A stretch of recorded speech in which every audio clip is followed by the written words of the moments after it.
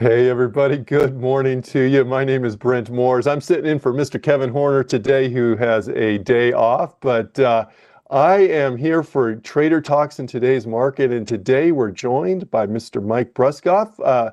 Mike, glad to have you here with us today. How are you doing this morning? Hey, Brent, good morning. How are you doing? I'm doing good. I'm doing good. Good way to start off the week here with Trader Talks. And we're going to go through the markets, everybody. Just a reminder, you can follow me on X, formerly known as Twitter, if you like, at Brent Moore CS. Also, we're joined in the chat by a good friend of mine and a longtime colleague, a longtime veteran of the markets, and often the face of Schwab coaching in terms of doing events around the country, Mr. Ben Watson, who's helping me out in the chat. And so feel free to say hi to Ben in the chat. And as you have questions between Ben and Mike and myself, we'll do our best to answer your questions here. Now, before we get too far into this, let me just mention a few things here that, number one, the information we're going to go through today, it is for general informational purposes only. It's not a recommendation. It's not a recommendation of any chart pattern, any security, and we will look at individual stocks here today, but they are not recommendations. Keep in mind, we probably won't deal with options today, but options do carry a high level of risk. The paper money application we'll be using today, I'll be using the Thinkorswim software application that is provided for educational purposes only. Schwab does not recommend the use of technical analysis as a sole means of investment research, and past performance does not guarantee future results or success. And all investing involves risk, including risk of loss.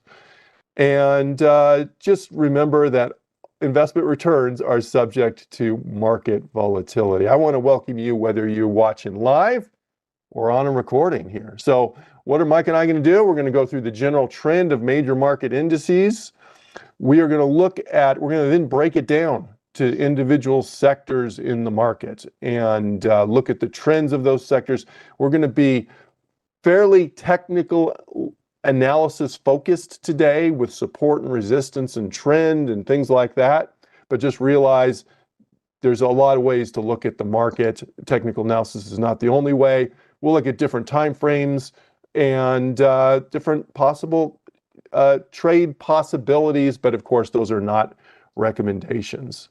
So without further ado, let's hit up the markets here, Mike. I'm going to bring up my Thinkorswim platform, and we'll do that here for you. I was looking at Macy's. We'll look at that in just a little bit here, but here is the S&P 500. Of course, we had the so-called Trump rally, a little bit of a pullback, and a recent bounce. Any thoughts on the S&P 500 here, Mike? Hey, Brent. Yeah, number one, good morning. And I would think, as I'm looking at the S&P 500, market just opened as you were talking over the last couple of seconds. Looks like we're trying to push towards and break through that, the all-time high of 60.17 that we set about a week and a half, 2 weeks ago. So market's off to a strong start today. Very light week on volume, so always to be a little cautious of some of the volumes that we might see on a holiday shortened week. Yeah. But, that pink line you got there, hopefully that doesn't prove to be a resistance line, and maybe if you're bullish on the S&P, hopefully we can break through. Otherwise, if you're a little bearish, you like Brent's pink line that he drew right on over there. Go ahead, Brent. Yeah.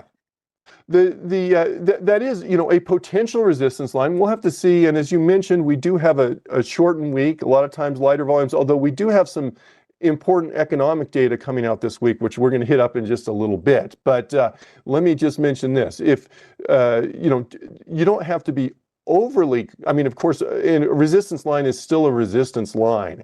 However, if you look at a stock or an index that is trending up, it is a series of higher highs. And in order to get a higher high, you have to break through the prior high.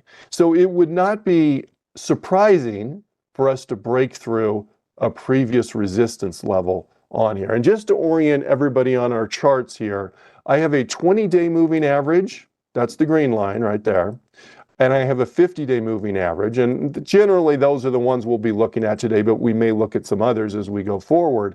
But you can see in this case, the index, we're above both of those. We've most recently used the 20-day moving average as a potential support level. It also gives us an indication of the trend. I also have an RSI on the bottom of the chart there, everybody. So just to keep that in mind. So that's the S&P 500. Obviously, sometimes the S&P 500 is driven by just a few of the, because it is a market cap weighted index, it's driven by a few of the big companies. Sometimes we'll talk about the Mag 7. What we can do is we can break it down also and look at the S&P 500 equal weight index and see how that differs. Well, in this case, this is the S&P 500 equal weight index.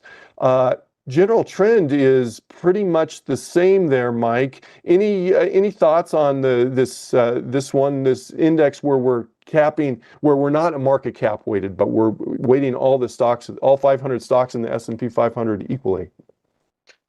Kevin, I'm sorry, Brent, I called you Kevin. I think you can come over and jump over through New York here. But, Brent, what I would say that, when you look at the equal weighted, we're number one at an all-time high right now, right? So we're at an all-time high on that, able to break out. And really, when I look at that, and, again, the same uptrend that we've seen in the S&P 500 that you just described a few seconds ago, but I do like seeing broader participation in the market. And I think that that's what that's telling me. I'll say that's what's telling me, right? At the equal weight, there's 500 stocks in that index, maybe about 496 if we wanted to be exact. But if we look at it, that gives us now more stocks, more than just that magnificent seven are moving up. And I think that if you're, a bull of the market, that is a better spot for the market to be in, where it's just not the big guys pulling everybody up, but there's broader participation. More stocks are trying to push through those highs. So I think that's it. From an S&P 500 perspective, the equal weighting makes me feel a little more optimistic as we start to head in towards 2025.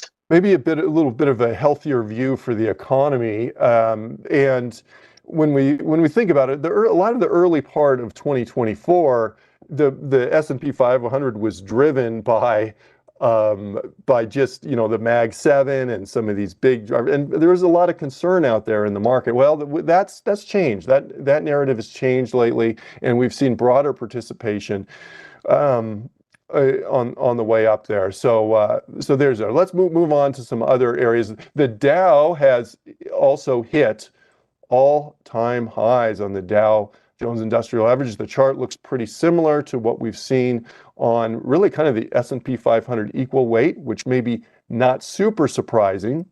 And let's check out the Nasdaq 100.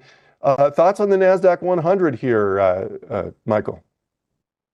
Yeah, I think it's exactly much of what you didn't say it, but you described it, right? We're seeing a broader participation in the S&P 500 in that equal weighted index. I think you pointed out that maybe, if you didn't point it out, I'll point it out for you.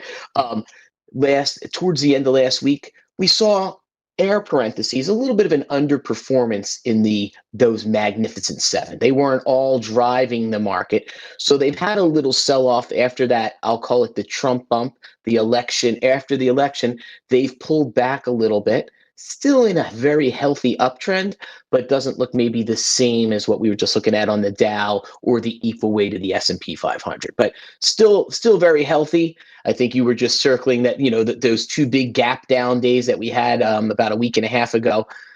So could that spot prove to be a little bit of a resistance level for the S&P, for the Nasdaq? That might be a different story as we start to kind of look at that. That might be a little more ominous sign. And again, I'm not taking it that way, because if you look at that longer term chart, we're still at the top end. We're off the highs. We're just not at them right now. But I think maybe if we're going to see a broader participation rally, you might see that at the expense of those magnificent seven, taking some of my profits out of those stocks, and then maybe perhaps moving them into, I'll say the rest of the market. Maybe, we'll hit the Russell 2000 in a couple of seconds. But yeah, again, nothing that's going to give me a heart attack about the Nasdaq 100. But yeah, a little bit of an underperformance last week. Yeah, nothing super concerning. I think the general trend's up, but we'll have to wait and see. We have what is kind of traditionally called the Santa Claus rally that occurs towards the end of the year. That sometimes we see some strong performance in the markets then. We'll have to see how it is. Every year is a new year in that regard. Here's as you mentioned there, Mike, the Russell 2000. So these are small caps, a little bit more volatility in the small caps. Sometimes, one of the things we've seen in small caps of late is kind of breaking the narrative that we had for really the past couple years in terms of the correlation between small caps and interest rates. Small caps were underperforming for the major indices for really the better part of the last couple years. And during that time, one of the reasons we may attribute to that is we were looking at interest rates. And here's a graph of, let me just go a little bit longer term here. Let me go to the 1 year chart. We saw interest rates. And actually, let me go a little bit longer. Let's do 5 year. This is the interest rates over the last 5 years, everybody. So this is the TNX. This is a 10-year yield. If you're wondering, is the interest rate really 43%? No, it's not. You move the decimal point over one spot there to give yourself the actual rate. But in this increasing interest rate environment, small caps were really struggling. Small caps tend to have higher debt loads. They tend to be more economically sensitive. There were concerns about economic growth, and there were concerns about these high interest rates and how the high interest rates were going to affect small caps. And we saw an underperformance in small caps for much of this time. Well, most recently, let me go back to say a 6-month chart, we've seen a pop in interest rates, and small caps, Russell 2000, have actually performed fairly well. So they've kind of broken that narrative that we've seen. Now, as Carol pointed out in the chat, the TNX, the 10-year is actually down a little bit this morning, but interest rates have been fairly strong.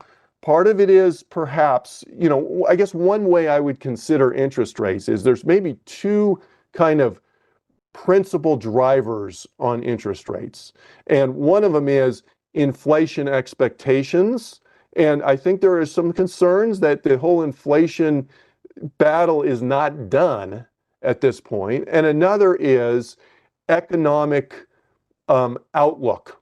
And there has been more optimism for the economic outlook. And I think that's driven up interest rates. And I think that latter part of it, the economic outlook, is helping to prop up small caps despite the increase that we've seen in interest rates of late. Any other thoughts on small caps here, Mike? No, Brent, actually, I pretty much agree with everything you say. And I think, maybe as I appreciate the time depth of, hey, going back over the last couple of years, the small caps have underperformed. And one of the things that I might think is maybe the market's getting to a spot where it's realizing that zero interest rates aren't going to come back. And I think exactly what you're saying is, hey, there is an opportunity for the small caps to, they've been lagging the S&P, they've been lagging the Nasdaq over the last few years. And yes, interest rates aren't going to go to zero. We all know that. But maybe this new world of maybe a normalized interest rate is certainly going to help maybe the Russell 2000 just as a continued participant in the market. It doesn't have to be an afterthought just because interest rates were higher. That's a great point, Mike. We had the kind of the normal before around the early 2000s. I think around the 2003, 2004, somewhere around there is where we really started to get this super low interest rate environment, and we kind of became acclimated to it. And there's probably a pretty good chance we may not be going back to those low rates of old, although they may still come down a little bit. So that is something. And let me just hit up one more real quickly here. And this is the Russell 3000 index. The Russell 3000, by the way, for those of you, this is one that we don't show as often though. but it is a market cap weighted total market index. So this has both large cap and small cap and mid cap, of course, representation in it. Across the board, we've seen similar things. Now, one thing that has moved the market has been, say, semiconductors. That's been something that people have kept an eye on in the market. So here's the semiconductor index. And you can see this is not, for something that really drove the market for quite some time. Let's go again back here. Let's look at that five-year chart here on semiconductors. You can see the strength of that. I know a lot of you are familiar with companies like NVIDIA and AMD and Micron. Strong performance for the most part over the past 5 years, but of late, semiconductors have actually lagged. It was a market leader. It's now more of a market lagger right now. And you can see not really going anywhere fast. In fact, I don't know, we've had some lower highs on that, some lower lows. Downtrend, Mike, or is this more of just a sideways move? What are your thoughts on that? Brent, if you can go back maybe like to a 3-year chart real quick, and I think I kind of agree with you. It's more of a sideways move, right? Working off a little bit of a, I'll say they've been, I think you said they were driving the market the last couple of years, and I have no disagreement with that. I think maybe working off a little bit of an overbought condition doesn't mean that they're bearish. Right now, we're still using that 200-day moving average that you got down there on that red line. But I think as we look at that, I don't know that I would want to be breaking that trend. You pointed out a little bit short term. Hey, we've hit some short term lows, a little spot of lower lows. I'd be pretty concerned if we were to start to break down that, the lows sitting on that 200-day from, earlier this summer. I think that, right around that 4,500 spot, I'd be a little more concerned of a major change in trend if we were to get down, but right there. Yeah. So if we were to get down, otherwise I would call this a consolidation period, much like you did. I'm not overly concerned. It's out there, pardon the term, it's out there as a warning sign for me, but that's about it. Kind of a healthy pullback, perhaps. That's what sometimes we see is when something has gone up and valuations get elevated on those. It's not surprising to see a little bit of underperformance on those. And I mentioned NVIDIA. Here's NVIDIA. Carol in the chat said, "Hey, the only stock in the Dow that is in the red is NVIDIA right now." And so you can see. NVIDIA's had a little pullback, and we're, of course, post-earnings. In fact, that leads me to maybe we should take a look at the earnings calendar here in just a minute. But you can see that pullback in NVIDIA, and there you go. And let me just go back to the stocks here for one sec. Here is this. We have a 2050 day. My apologies. Yep. I thought. This is a 2050 day. Well, I was on the longer term chart, so it was longer term moving averages here. But on this shorter term chart, this is a 2050 day. And in the chart, someone mentioned death cross. A death cross is traditionally considered the 50 and the 200-day moving average. But nonetheless, more of a, not a bullish signal by any means. I mentioned earnings, and we saw where NVIDIA had earnings. Let's just take a quick look here before we hit sectors, Mike, at the earnings calendar. And just a reminder to everybody, you can see the earnings calendar on your Thinkorswim platform by going to Market Watch. And by the way, here is the Visualize tab, a little detour on the way to earnings. And you can see largely green across the board, not surprising given what the overall markets are doing. You see some NVIDIA sticking out there. And but if you do want to hit the earnings calendar, just click on calendar.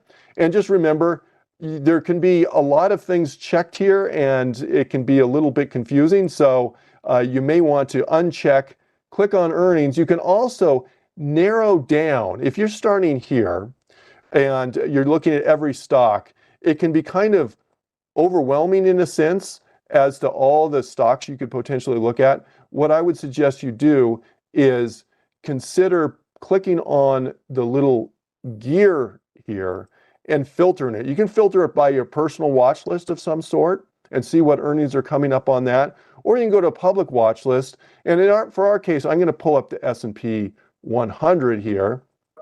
So now we're just looking at S&P 100 stocks, and we can see upcoming earnings. So this is basically the largest 100 companies out there in the U.S. markets. You can see the calendar. We're past earnings season at this point, really, and you can see what earnings we have coming up on the S&P 100. Today's the 25th, it looks like.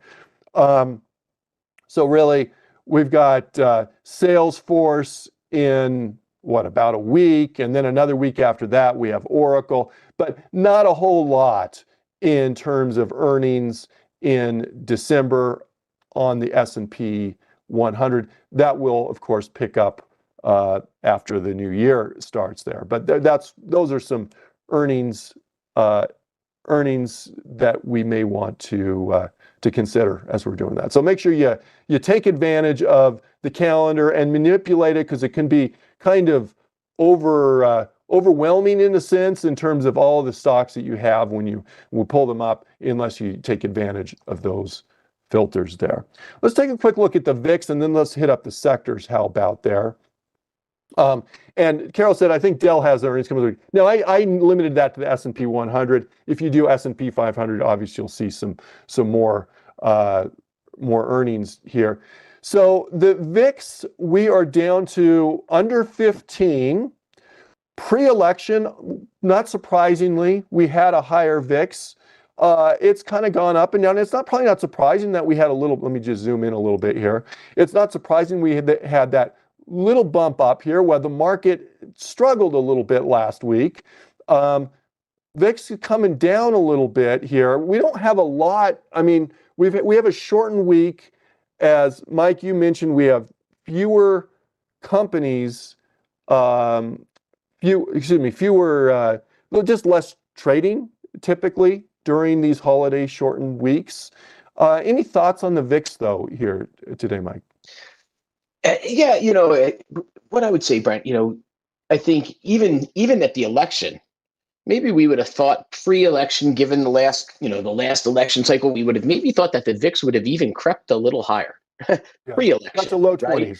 Right. So it didn't even get all that high, whether you're a Republican or a Democrat, it doesn't matter, just for the uncertainty, right? Yep. The uncertainty, right? And then last week, even over the last week, all right, now Ukraine is firing missiles inside Russia, right? And you would think that we would still get a little elevated. And you saw that we kind of pushed up to that. And then I'll correct myself on your 20 and 50-day moving average. Then we didn't even push through, right? We didn't even push through with that heightened risk, those risks out there, geopolitical last week. Yeah. So I think, if you go back over the last few years, we're right in the same range we've been for the VIX. And whether that, I don't know if I'll view that as good, because the market has trended up over the last few years, right? So we've really, we're kind of, I don't want to say at the lows of it, but we're in the steady area, trading range of the VIX, right? We've been there. I was a little surprised that it's come down to I'll say we're not in the low teens yet, but we're getting pretty close to that spot. We're getting pretty close to the low teens. And complacency usually brings a little bit of volatility. So I agree with you. We're in the expectation we might get a little bit of a Santa Claus rally. Maybe some of the Trump policies will start to, formulate a little bit. The market will get a little excited. But at the end of the day, we're still at lower levels of elevation from the VIX perspective. Complacency does make me concerned, as we had been talking about, hey, it was the Magnificent Seven that's driving the market. Now, all of a sudden, those stocks have kind of pulled back a little bit. I'm hoping for the soft landing that we've been talking about in the U.S. economy, just not hoping for some extreme volatility as we start the next year. But I'm a little concerned with those lower levels on the VIX myself. Just a cautionary note. That's all I'm going to say. Brent. Well, I think you see sometimes that on individual stocks as well. Of course, here we're talking about overall implied volatilities on the S&P 500 and the market as a whole. But sometimes you see that on individual stocks as well, and that is when the stock gets into a very narrow trading range. A squeeze, sometimes we'd call it on like a Bollinger Band, then the expectation is when it does start to break out of that, it can actually spring out quite a ways, and you start to see a kind of a big breakout in that, and that, we can see that with I don't know what's going to happen here, but we are seeing some lower volatilities. Lower volatilities in the VIX, but that does not mean the market is going to stay that way. Because look, if you just look at the VIX, I just have a 6-month chart here on this, but the VIX doesn't, when it's low, it doesn't stay low necessarily, right? It tends to be mean reverting. It tends to come back down to lower levels, but it keeps popping up. And the same thing is true if you were to go to, say, here's a 5-year chart.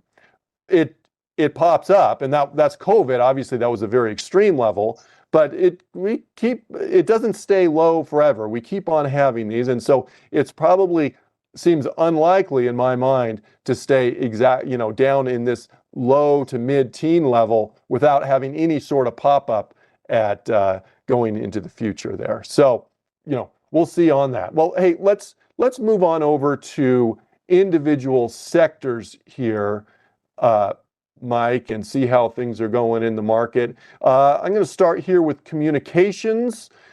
Communications, we've had a relatively strong uptrend here on this, and a little bit of a bounce, potential, I don't know, I guess we got probably some support down here, support potentially at the 50-day moving average, and nice little bounce today. Any thoughts on communications here, Mike?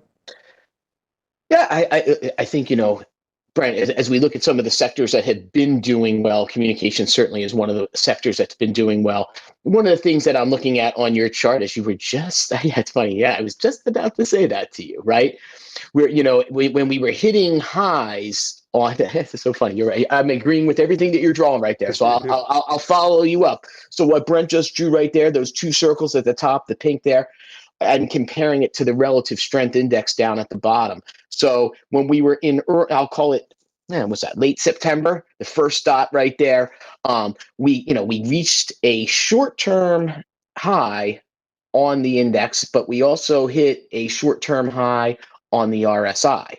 Now, the RSI, if you went back to early July, we didn't get quite as high as we were on the relative strength index. So we had hit a higher high in the index on the communication sector.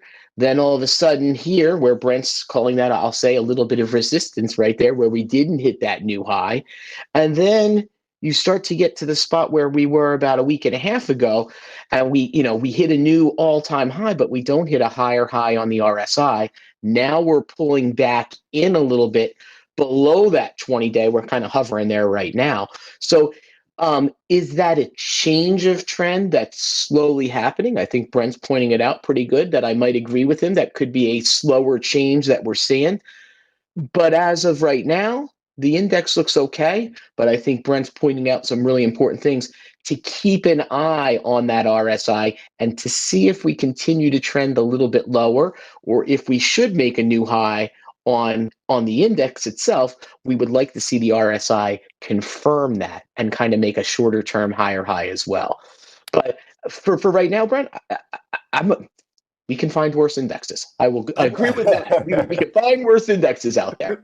Totally agree. When sometimes we'll point out divergences on charts, and this is what we call a divergence between what the RSI is doing and what the index is doing. But don't confuse a divergence on an index with a trend. A divergence doesn't necessarily turn into a downtrend. It doesn't necessarily mean that an upward trend is we're at the end of it, but it can be a cautionary note for some investors. It can show, as Mike said, some weakening in the index there. So something to keep an eye on. But for now, when we talk about technical analysis in the markets, everybody, I mean, there's different technicians will give you different, I guess, areas of focus, things that they think are important. But I would say if I were to poll probably most technicians, a lot of them would say right at the top of the list is the general trend. Okay, and so that's kind of the number one thing that we're kind of looking at on here. Then we're also going to look at things like support and resistance levels. And then you may look at other indicators. You may look at RSI for things such as trend of RSI or RSI, divergences on RSI or things like that. Not necessarily RSI. You can use a moving average convergence divergence. You can use other technical indicators, but you can look at individual candles. But I would say keep in mind trend and support and resistance are probably the main areas that we're going to focus on. The trend is your friend is kind of the saying in the market, and that's what we have here. Let's move on. And so let me just, by the way, this list I have right here is, if you're interested yourself in these sectors, there is a public watch list that you can get. You click on the little gear. Excuse me. No, you click on the watch list, go down to public, and if you want the sectors, you can go to S&P 500 sector indices. Just one little heads up on that. When you do that, you'll probably have a symbol column, and you're going to see symbols like this. And it's probably not going to help you much because you're not going to know what each of those symbols are. So just make sure you throw in a description column there. And then when you have that description column, you can see where each of these, what each of these represent there. So, okay, so here we looked at communications. Here is consumer discretionary, which has seen quite a bit of strength. One way to kind of judge how much strength we've had is where's the stock in relationship to the 20-day moving average. Here's the 20-day moving average. I suspect we could throw on a 10-day moving average. I'm not going to take the time to do that right now, but I suspect that we'd probably be even above the 10-day moving average, and that's sloping upward. That we're showing a lot of strength here, and you can also see, anytime that RSI gets above that 70 level, it indicates the trend has been quite strong. We've had a pretty strong move in the market, and that's exactly what we've seen in consumer discretionary. Discretionary looking a little bit stronger probably than communication services. Any comments on discretionary here, Mike, before we get on to staples? No, I'll let you jump on the staples. Okay. Here's staple, different view, right? Here was discretionary. Here's staples. Big difference in the market here. Now, sometimes when we're looking at the market, folks, we talk about more defensive sectors and more like cyclical type sectors. Defensive sectors we'll often identify as like staples as one of them, and utilities as one of them, and like healthcare maybe. And those are the sectors that tend to do better when the rest of the market is not doing well, or the economy, people have more concerns about the economy.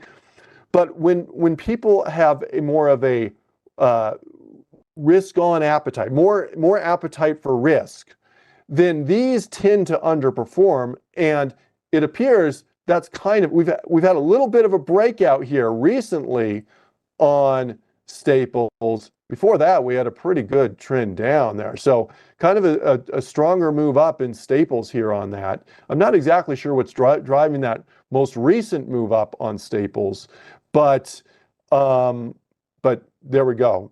And the question in the chat is, how can we know which stocks in consumer discretionary are strong? That's a good question. How do you know which stocks in each of these are strong? Well, there's a couple ways. One, if you want to just look at like today, one thing you can do is you can go back to what I showed you earlier. And that is you can go to that visualize tab. And if you want, you can actually narrow that down to individual sectors there. So if I want to go to the individual sectors. I can go on here and I can go my sector indices. Let's see, actually, that's probably not the best way to do that. Let me go back and, well, I'll tell you what, even looking here, I can look individually at any of these sectors. So if I want to know what you were asking about discretionary, here's consumer discretionary. This is just S&P 100, but we can do S&P 500 as well if we want. Let's go to consumer discretionary here. Here's the stronger performers. And you can see not only sector-wide what the stronger performers are, but you can also kind of break it down, if you like, by looking at kind of the individual industries within or subsectors within the sector. So if I look at household durables, the kind of darker green there, we know they're performing better right now. Whereas automobiles, well, Tesla's kind of today underperforming. GM and Ford are doing a little bit better. Right? You can kind of break it down, not just to the sector list, but you can break it down individually here on that. That's certainly one way to do it. Another way you can potentially look and see what sector strength is, if you want to see maybe a longer term look at it, is you can pull up the watch list that I mentioned earlier and go to your public sector watch lists. So here's your public sector watch list. And then what you can do is you can add in columns, a percentage return column, and you can see this. Now, this is just today's return, but you can go and there's a column called percent return down there. It's under the P's. Percent, let's see, percentage change, let me just, and you can change the length here of the look back period you want on there and see what you got. And that's another way to see longer term. And of course, you can go individually. You can also just pull up a watch list for any of these stocks. One last way, pull up a watch list for any of these stocks. Look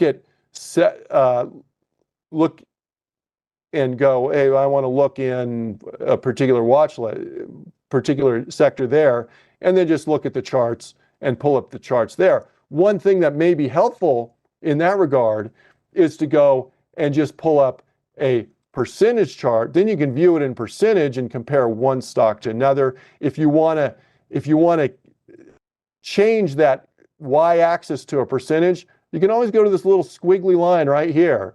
Click on that little squiggly line and just click on show prices percentage there. Okay?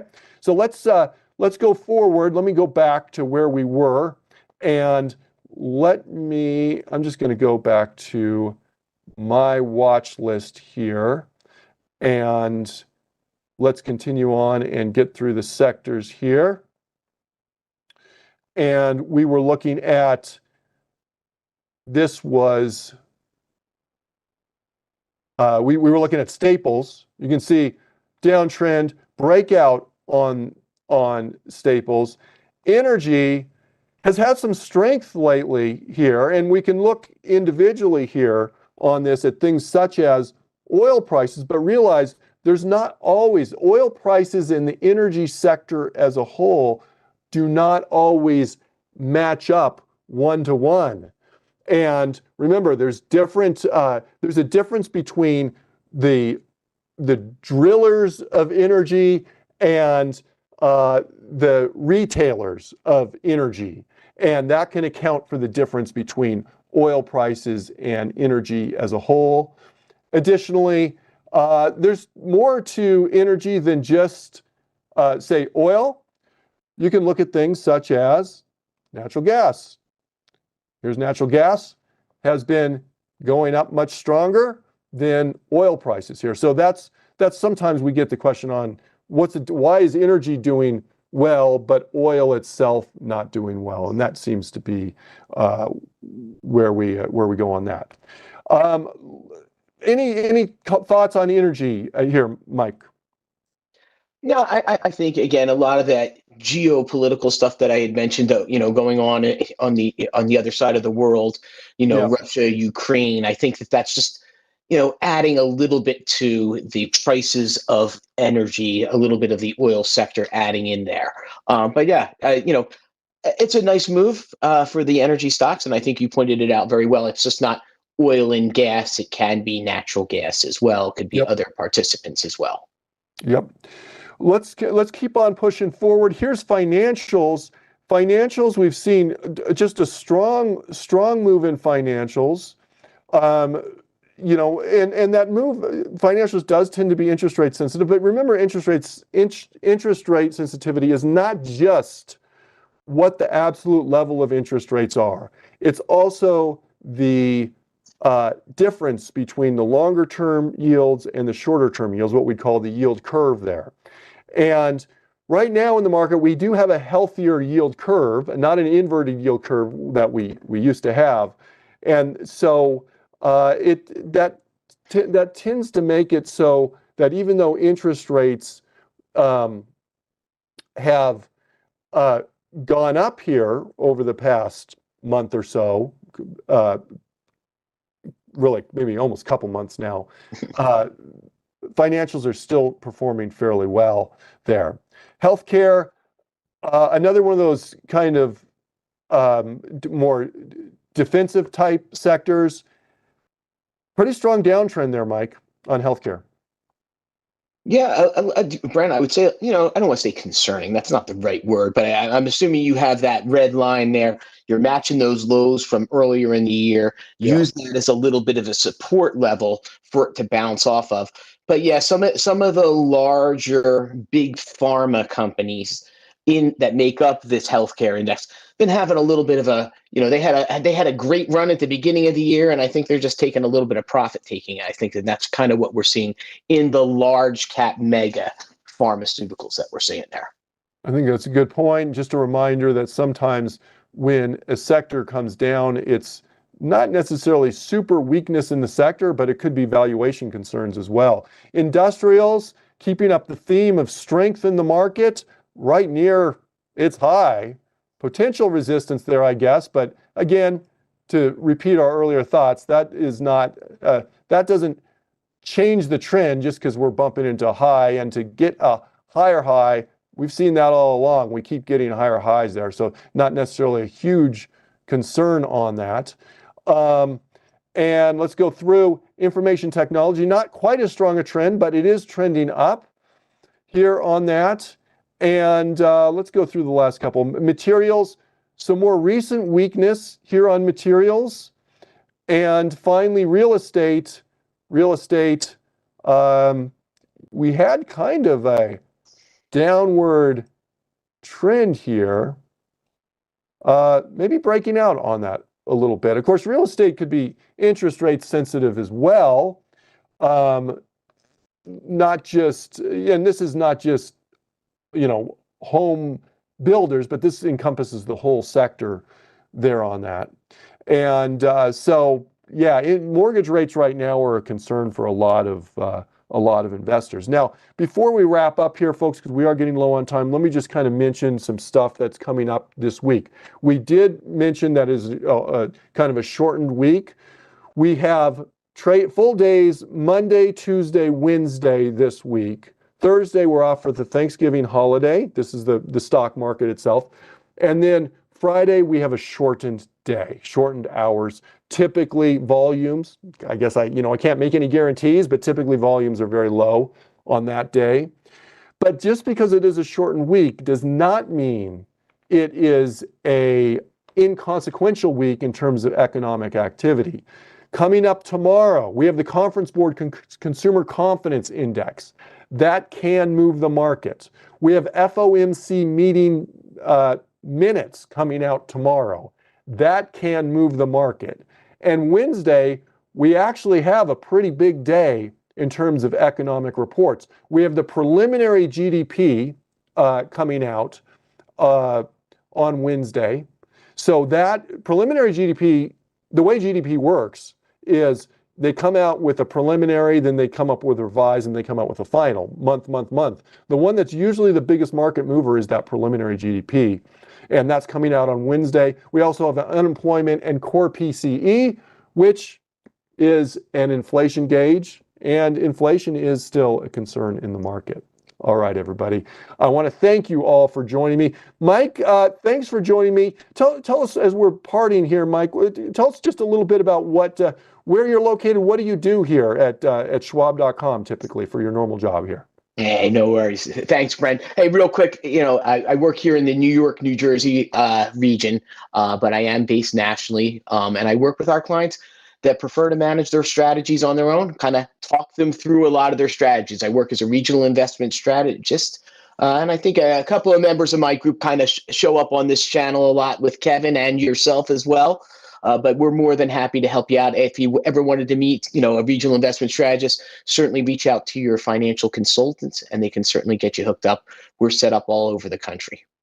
All right, thanks. Well, thanks for being on with me, and I want to thank each of you for joining us today, taking a little time out of your day, whether you're watching live or on a recording. But everyone, thank you, and have a wonderful rest of the day. Bye-bye, everybody.